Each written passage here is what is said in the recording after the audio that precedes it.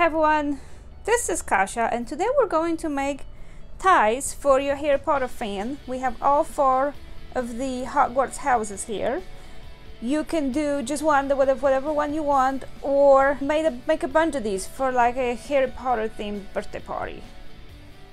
To complete this project you will need a 13-inch piece of elastic. You will need a scrap paper of the secondary color, so the striped color, and about 4 by 4 inches, and another scrap piece of felt that's about 10 by 8 inches, or just like a 1 sheet of felt. Now to complete the other houses, so Gryffindor is red and yellow.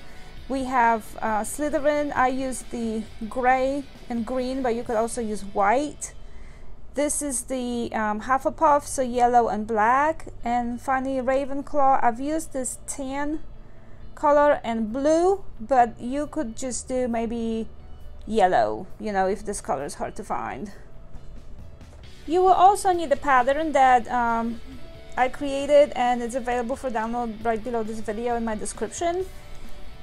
Hot glue gun and a needle and a thread if you really want to make it sturdy and last longer, but you can get by without doing that, just with the hot glue.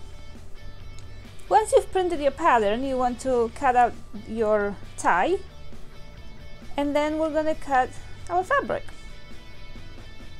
So to cut your primary fabric, which for me is red, you want to fold it in half, then put your tie pattern on top,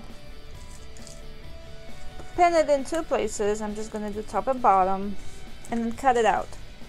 I know it's kind of hard to cut felt when you're doing more than 1 layer, but this will really help with keeping both of the pieces the same exact size and matching them really nicely. It's a lot harder to do it if you cut it out separately.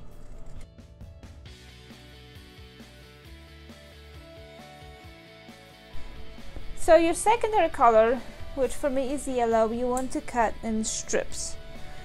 I'm going to make my strips about 1/3 of an inch wide for the wider stripes, and half that for the thinner ones. Once you have your strips cut out, we're going to lay them out on our tie, and so I'm doing 2 wider stripes side by side, and then a bigger gap and the thin stripe, and then 2 wider stripes again. And as you can see, these are longer than the edges of my tie. I will cut them later. So now this piece will fall here, so I'm gonna cut it. So this way, if we put it up against this, it looks like this part was an actual tie. And on the top part, I'm also going to add 2 stripes, and I'm going to put them like this. So this ends about here, and then 1 going this way and 1 going across. Once you have arranged your stripes the way you like it, the next step for us is going to be get our hot glue gun, and we're going to hot glue all of these stripes on this tie. So you want to take 1 strip at a time and hot glue it to your tie.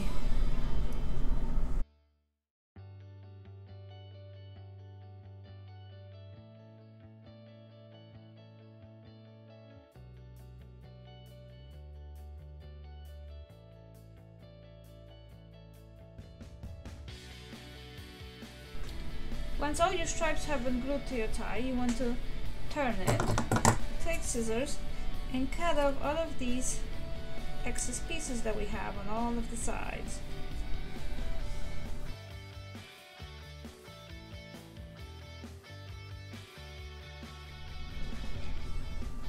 So now the final step is going to be to take our elastic, and we're going to glue it inside or on this blank red piece of tie, and I'm going to do it a little bit at an angle like this. I'm going to do that on both sides. Make sure that does not twist anywhere. and put the other side. And once this has happened, I'm going to use my hot glue and put it all over this big red piece, and finally put this last piece on top.